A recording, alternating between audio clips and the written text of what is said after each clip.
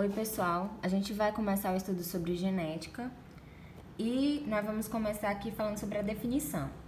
Genética é a parte da biologia que estuda as leis da hereditariedade, ou seja, como o potencial para certas características é transmitidas pelo gene de pais para filhos através das gerações.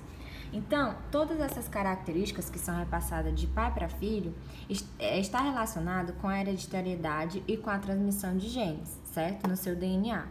Essas características, elas podem ser físicas, como vocês estão vendo aqui, na forma do corpo, como também relacionado com algumas doenças, como é o exemplo do daltonismo e da hemofilia, né? Que são doenças genéticas passadas de pai para filho. A gente vai estudar com mais detalhe depois. Algumas perguntas surgiram ao longo dos anos, desde a antiguidade. Por que os filhos são parecidos com os pais? E os irmãos, por que geralmente se parecem, mas não são iguais? De que maneira os animais transmitem essas características, né?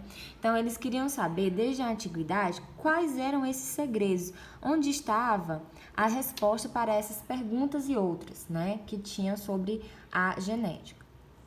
Aqui, ó, a descoberta dos gametas. Na antiguidade, consideravam que a formação de novos indivíduos era feita a partir de sêmen masculino, cabendo à fêmea atuar apenas como incubadeira. Então, daí vocês veem que, desde a antiguidade, a mulher ela é colocada numa posição de inferioridade, né? Eles acreditavam que o espermatozoide já continha o indivíduo completamente formado, mas que a mulher, o útero, era apenas para o desenvolvimento desse indivíduo. Então, não influenciava em mais nada. Os gametas, no entanto, só começaram a ser conhecidos em meados do século XVII, meados do século XVII, com estudos de Genier, de Gaff e Anthony van Leeuwenhoek. Através do primeiro microscópio, que foi o microscópio de mão, eles conseguiram visualizar algumas substâncias, como, por exemplo, o sêmen dos homens e também sangue e outras estruturas menores. Então, foi o primeiro microscópio pequeno a ser construído e eles começaram a fazer esses estudos. Algumas teorias foram surgindo ao longo dos anos, né? Primeira teoria para explicar como que as características hereditárias eram passadas para os filhos. A primeira teoria foi a da pré-formação, meados do século XVIII, segundo a qual cada espermatozoide abrigaria um indivíduo em miniatura. No útero da mãe ele ia crescer e se desenvolver. Observe que aqui, ó, ele já tem um espermatozoide, um pequeno ser humaninho dentro, né? E que no útero ele só iria se desenvolver. Então, ele já estava pré-formado. Então, por isso que é a teoria da pré-formação. E pasmem, as pessoas acreditavam nisso, né? Depois, houve a teoria da epigênese. Segundo essa teoria proposta por Van Baer, os organismos surgem pelo desenvolvimento da célula ovo ou zigoto, portanto, após a fecundação. Essa teoria é a mais próxima aceita hoje. Então, eles acreditam que os organismos surgem através do desenvolvimento, né, de uma célula do zigoto que ocorre depois da fecundação. Esse daqui foi o que mais se aproximou com o que a gente conhece sobre hoje do ponto de vista científico da formação dos seres humanos. Houve também a teoria da pangênese, proposta por Charles Darwin em 1869. Segundo essa teoria, todos os órgãos do corpo produzem miniaturas denominadas gêmeas, que são carregadas na corrente sanguínea, reunindo-se com os gametas na fecundação. O gameta masculino se une ao feminino e dão origem ao embrião. Nessa teoria, é como se, por exemplo, cada gameta produzisse miniaturas de órgãos, por exemplo, o coração, do fígado. Essas miniaturas de órgãos ficariam dentro desses gametas e quando eles se unissem, eles se fundiam. Aí tinha os órgãos que veio da mãe e os órgãos que veio do pai. Então, essa teoria aí não tem nada a ver com o que nós sabemos hoje. E a lei da herança de ancestral, proposta por Francis Galton, segundo o qual a herança ocorre pelo sangue do descendente, 50% são características do pai, 50% da mãe. Foi aí que surgiu alguns termos que a gente conhece, como por exemplo, a pessoa tem sangue azul, ou o cavalo é de sangue puro, entendeu? Essas denominações surgiram nessa época. O conceito de gene só surgiu muito mais tarde, com os experimentos, então, de Mendel. Mendel é conhecido como o pai da genética, porque foi ele que desvendou alguns desses mistérios, né? Que esses teóricos começaram a propor várias teorias, mas nenhum tinha um estudo provado cientificamente através de métodos científicos. Foi quando Mendel fez os experimentos, né? Em meados do século XIX, Gregor Mendel, ele começou a elucidar os mecanismos da hereditariedade através de bons trabalhos com ervilhas, né? Ele estudou as ervilhas. Por que que foi importante ele ter escolhido a ervilha? Porque a ervilha é de fácil cultivo, ou seja, era fácil ele cultivar essas ervilhas, ele não ia ter muito trabalho. Produz muita semente. A partir dessas sementes, ele poderia, como é uma quantidade grande, ele poderia fazer várias análises, porque ele teria muito material para analisar. A flor é hermafrodita. Hermafrodita quer dizer o quê? Que ela tem tanto a parte masculina quanto a parte feminina. Ou seja, ela na mesma flor, ela produz tanto os gametas masculinos quanto os gametas femininos. Pode ocorrer a autofecundação. A autofecundação é quando a planta, por ter os dois gametas masculino e feminino, ela se autofecunda. Como a fecundação cruzada. O que seria essa fecundação cruzada? Eu pego o grão de pólen de uma flor e fecundo em outra flor. Então, aí seria uma fecundação cruzada. Ele analisou 7 características. Que características foram essas? A forma da flor, se era lisa ou rugosa, se era a cor da semente, se era amarela ou verde, a casca da semente, se era cinza ou branca, a forma da vagem, inflada ou comprimida, a cor da vagem, verde ou amarela, a posição das flores, se era axilar ou terminal, a altura das flores, se era alta ou baixa. Então, essas foram as características utilizadas para ele fazer a análise, né, de como essas características eram repassadas. O método de Mendel, o procedimento experimental de Mendel, consistia em cruzar 2 linhas puras de plantas para um mesmo caráter. O que que ele fez? Ele pegou, retirou os estames. Esses estames são produtores de quê? Ele cortou com a tesoura. Produtores de gametas masculinos, que são os esporos, os grãos de pólen, aliás, os grãos de pólen. E deixou só a estrutura feminina. Aqui nós temos o ovário da flor, né?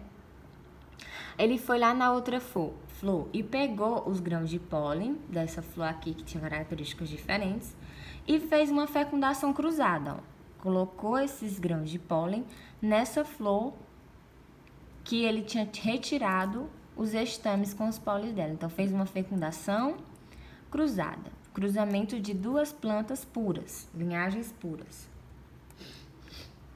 Essa primeira geração que ele colocou, né, pegou o grão de pólen de uma e fecundou na outra, que foi uma fecundação cruzada, ela é chamada de geração parental, porque ela é pura, né? E aí, do cruzamento dessa fecundação, surgiu a geração F1, 100% de plantas com sementes lisas. Por que isso foi importante? Olha só, pessoal. Na hora que ele fez a fecundação, ele misturou. Ele colocou o grão de pólen dessa planta aqui, que tinha sementes rugosas. E ele colocou para fecundar essa outra planta aqui, ó, que tinha sementes lisas. Quando ocorreu essa fecundação cruzada, o que aconteceu? O que apareceu? Se eu cruzo plantas lisas, com a semente lisa e rugosa, eu imagino que vai aparecer vagens de sementes lisas e rugosas, não é isso? Mas não foi o que aconteceu. Aconteceu foi que a característica rugosa, ela desapareceu nessa geração F1. Foi 100% lisas, 100% lisas. A condição característica rugosa, ela não apareceu. Então, foi o que aconteceu. Ele pegou essas sementes dessa geração F1 e plantou. Essas plantas, oriundas dessa geração F1, se autofecundou. O que ele observou? Que quando elas se autofecundaram, a geração F2 apareciam, olha só, pessoal, sementes lisas e sementes rugosas. Então, apareceu de novo a característica rugosa lá do primeiro cruzamento. Então, a geração F2, 75% das sementes são lisas e 25% são rugosas, na proporção de 3 lisas para 1 rugosa.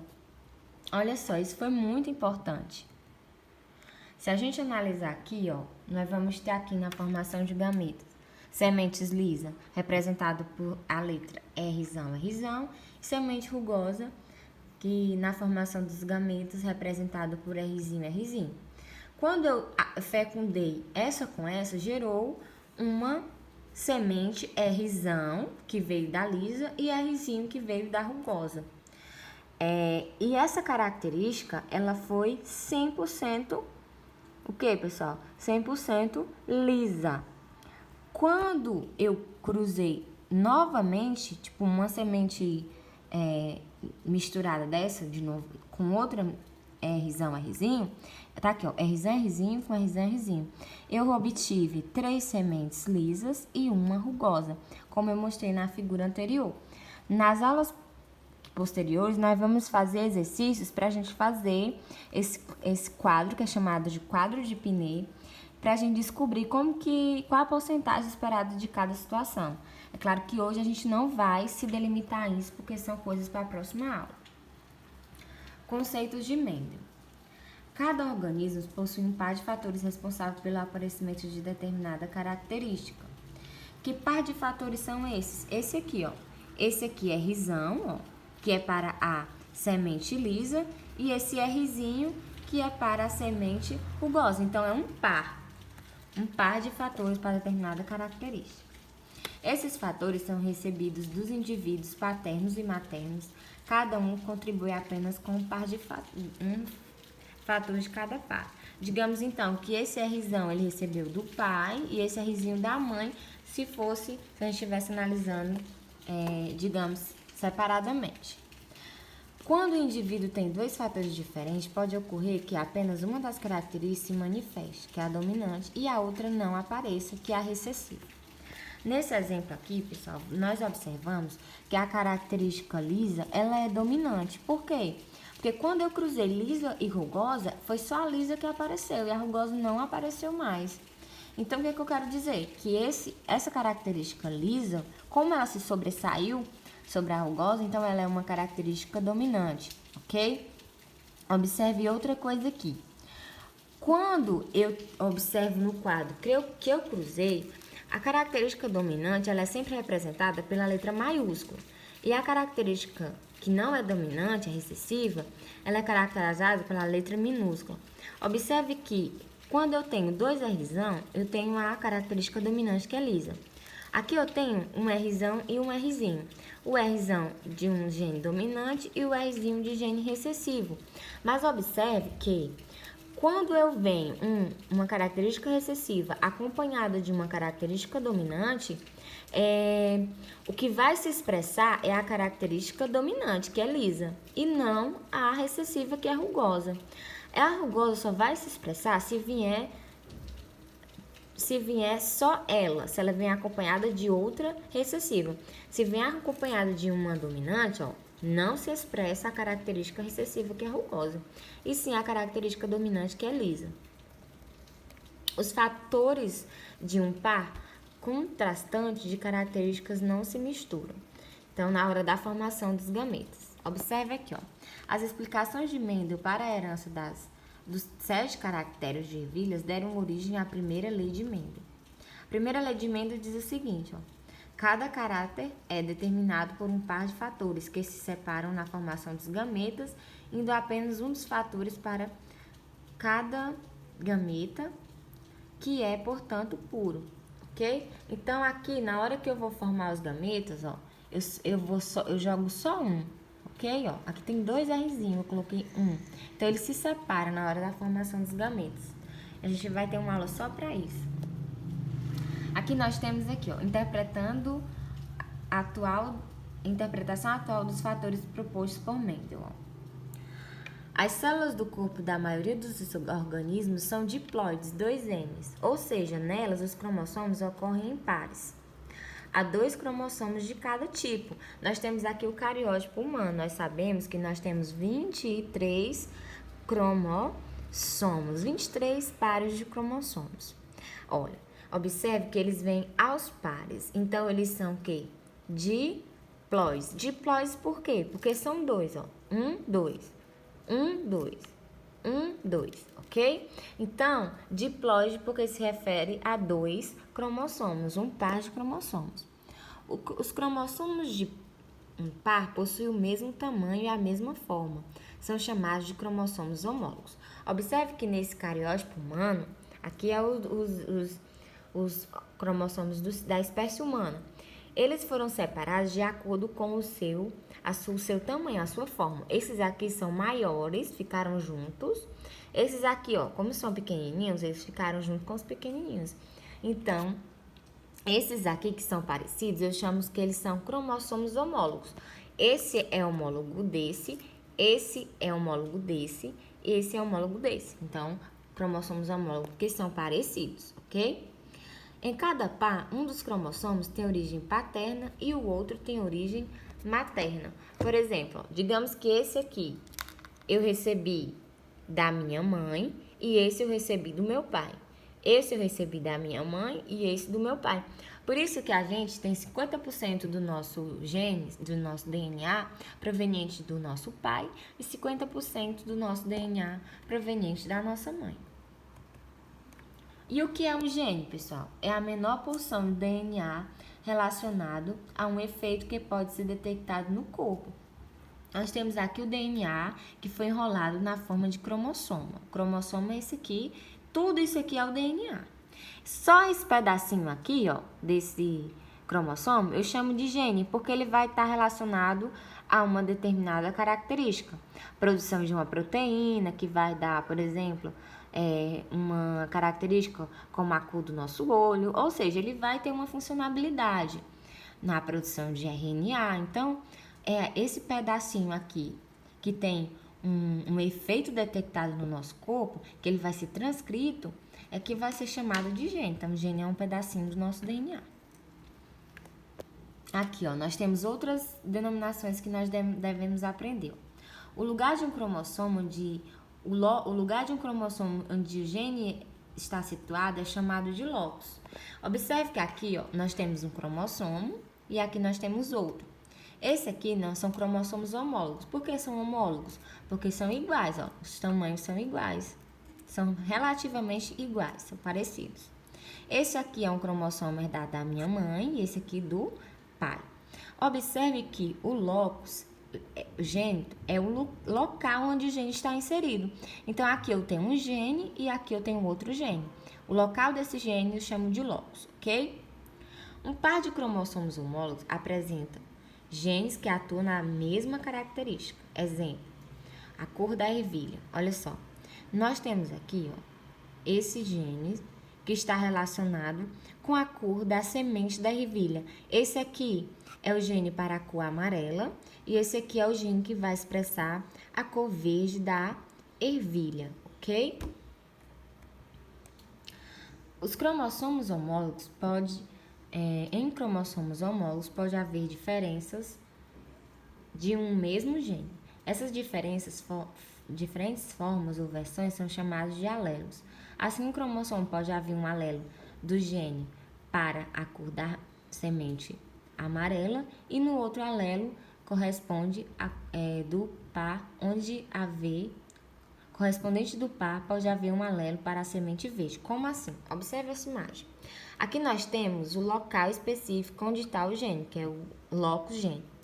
Esse alelo aqui, pintado de vermelho, é um gene responsável pela cor verde. No cromossomo pareado a ele, que a gente chama de cromossomo homólogo, nós temos o mesmo gene, só que esse gene aqui, que está relacionado com a cor da semente, ele está dando a característica amarela para a semente. Ou seja, eles são alelos diferentes. Por quê? Porque um está dando a característica verde e outro está dando a característica amarela. Vamos entender aqui sobre algumas denominações. O que é um alelo dominante, recessivo, homozigoto ou heterozigoto? Observe, alelo dominante determina o mesmo fenótipo, portanto, em homozigose como em heterozigose, azão ou azão-azinho. Observe aqui, ó, nós temos aqui, ó, esse cromossomo é de origem materna e esse é de paterna. Esse cromossomo aqui, ele é, o azão significa que é dominante. E esse aqui, ó, também é um azão, significa uma característica dominante. Por exemplo, a cor é a ervilha lisa, né, que a gente viu que era dominante. Aqui nós temos uma característica dominante e uma característica recessiva. Por que eu sei que é recessivo? Porque está escrito em letra minúscula. Nesse caso aqui, digamos, se o Vzão significasse verde e o Vzinho amarelo, se a característica Vzão é dominante sobre o Vzinho, significa que essa característica aqui que vai se manifestar, ok? E nós temos recessivo, ó, quando é duas características escritas com letra minúscula. A questão de dominante e recessivo é só você lembrar que quando a letra está maior, simbolizando uma característica, pode ser a cor da ervilha ou a textura, a letra maiúscula ela vai significar que quem vai expressar é ela, mesmo que ela venha acompanhada de uma minúscula. Então, ela é dominante, ela domina, a cor dela que vai manifestar, característica dela. A recessiva, você lembra que são sempre representadas por letras minúsculas. E ela só vai se manifestar se ela vier acompanhada de outra recessiva, ok? No caso agora, nós vamos entender o que é homozigoto e heterozigoto. Homozigoto é quando as letras são iguais, ó. Nós temos um azão e um azão. Então, é homozigoto dominante. Aqui nós temos outro exemplo, ó, Fzinho e Fzinho. Então, não é igual? Então, é homozigoto recessivo. Igual que eu falo, é maiúsculo com maiúsculo ou minúsculo com minúsculo, ok? O que seria o contrário, se fosse uma maiúscula e uma minúscula? Aí, no caso aqui, é uma heterozigose. É um heterozigoto. Por quê? Porque temos um dominante e um gene recessivo. Então, homozigoto é quando são iguais, ou iguais dominantes ou iguais recessivos. E heterozigoto é quando é diferente. Um gene é dominante e o outro é recessivo. Isso aí é simples. Com relação ao fenótipo e o genótipo. O genótipo é o conjunto de genes que um indivíduo possui. Por exemplo, aqui, ó, representado por esses cromossomos e essas letras. Azão, azão, azinho, azinho, azão, azinho. Isso aqui é o genótipo. O fenótipo é o conjunto de características que vai aparecer. Por exemplo, nós temos aqui uma característica da flor roxa, uma característica da flor branca e uma característica de outra flor roxa. Então, esse aqui, o fenótipo, é a característica que se manifesta, ok? Por exemplo, o fenótipo também, pessoal, ele é o genótipo mais o meio. Como assim? O meio ambiente, ele pode atuar interferindo de alguma forma o nosso fenótipo. Por exemplo, pessoal, vou dar um exemplo claro. O meu cabelo, meus genes, o meu genótipo é de uma pessoa com cabelo cacheado, certo? Então, meu genótipo, meu gene é, digamos, azão, azinho, bezão, bezinho. Um exemplo falando em forma de letras. E o meu fenótipo seria o quê?